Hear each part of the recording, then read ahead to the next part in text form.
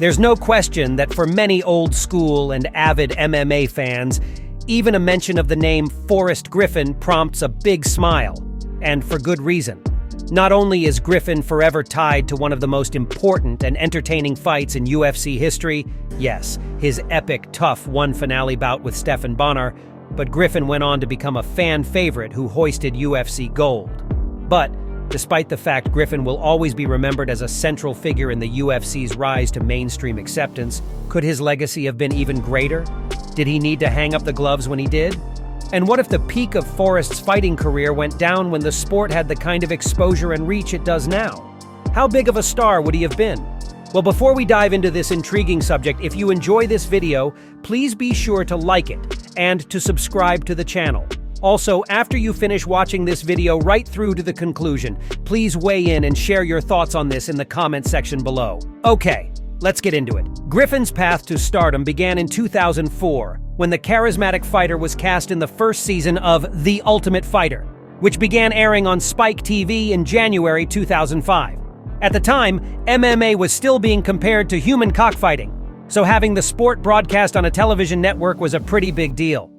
The show continued to gain traction in mainstream circles as it unfolded. But due to what transpired during the show's live finale, Tough 1 and Griffin became forever immortalized in MMA history. Griffin ended up fighting Stephan Bonnar in the tournament final, which would crown the first winner of 2F at light heavyweight. What transpired was an epic slugfest, and as word of what was transpiring made the rounds, viewership continued to spike. Pun intended. At one juncture, an estimated 3 million people were glued to the TV, watching Bonnar and Griffin throw hands. That's a huge number, especially for a sport many people were still scoffing at. Griffin won the fight via unanimous decision. But since the scrap was so entertaining, Bonnar was also awarded a UFC contract. In 2013, both Bonnar and Griffin were inducted in the UFC's Hall of Fame for the historic scrap, which many credited as boosting interest in MMA and the UFC massively. So on account of winning TUF, there was certainly a lot of interest in Griffin as he embarked on his official UFC career. But not too many people at the time were predicting Griffin would accomplish what he did in the octagon. Griffin had shown a ton of heart and toughness during TUF, and it was clear he was working towards becoming a very complete fighter.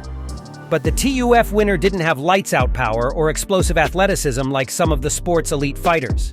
The Ohio-born fighter went 3-2 in his next 5 bouts, which included a second win over Bonnar. But in 2007, Griffin made the most of a massive opportunity when he was booked to fight Mauricio "Shogun" Rua. At the time, Rua was widely regarded as one of the best and most vicious fighters on earth. Well, Forrest proceeded to drop jaws throughout the MMA world by submitting Shogun in round 3. Due to the massive win, Griffin was tapped to fight the reigning champ, Rampage Jackson, in 2008, who similarly to Rua was at the peak of his powers. Case in point, Jackson had ended the reign of Chuck Liddell by bombing the Iceman out in the opening round, and he was coming off a decision win over another legend in Dan Henderson. Well, Forrest shocked many throughout the game once again, by outscoring Jackson for the decision victory. Not only was Griffin a fan favorite, he had established himself as one of the planet's best fighters. Unfortunately for Griffin and his fans, the win over Jackson turned out to be the apex of his career. The TUF winner was taken out by Rashad Evans in his first title defense, and then a one-sided stoppage loss to the legendary Anderson Silva followed. Griffin proceeded to record decision wins over Tito Ortiz and Rich Franklin, but any talk of him making another title shot run was muzzled by Shogun in 2011. The former champ avenged his previous loss to Griffin by knocking him out in the first round. After winning his rubber match with Ortiz in 2012, the public eventually learned from Dana White that Griffin had retired. Since Griffin was only 33 at the time, the news shocked many. But Griffin proceeded to confirm he had decided to retire on account of how wrecked his body was. In recent years, Griffin had been forced to recover from multiple injuries to his shoulder and knees. So, sure, there's no doubt that Griffin is a beloved figure in MMA and that he continues to have a sizable following. Case in point, Griffin still has over 700,000 followers on Twitter, and he hasn't competed in a decade. But you really have to wonder what Griffin may have been able to do, if not for the injuries he sustained later in his career. Could he have gone on to win more belts, or at least fight for a title one more time? After all, We're talking about a guy who defeated the likes of several elite and legendary fighters in the likes of Ortiz, Rampage, and Shogun Rua. That aside, you also have to wonder how massive of a star Griffin would have been if had accomplished what he did now. At a time when MMA is followed by millions of people around the world and is an accepted mainstream sport. Case in point, the UFC has cards broadcast by ESPN seemingly every week, and routinely UFC cards pull in large pay-per-view numbers. When Griffin was recording his biggest wins, MMA was rapidly rising in popularity, yeah, but it was still a fringe sport that a lot of corporations and mainstream interests wanted absolutely nothing to do with.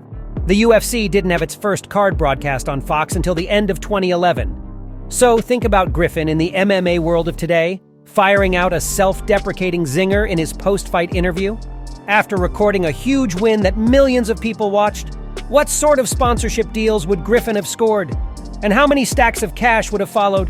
Well, let us know your thoughts about Forrest's legacy in the comment section below. And if you enjoyed this video, please be sure to like it and to subscribe to our channel.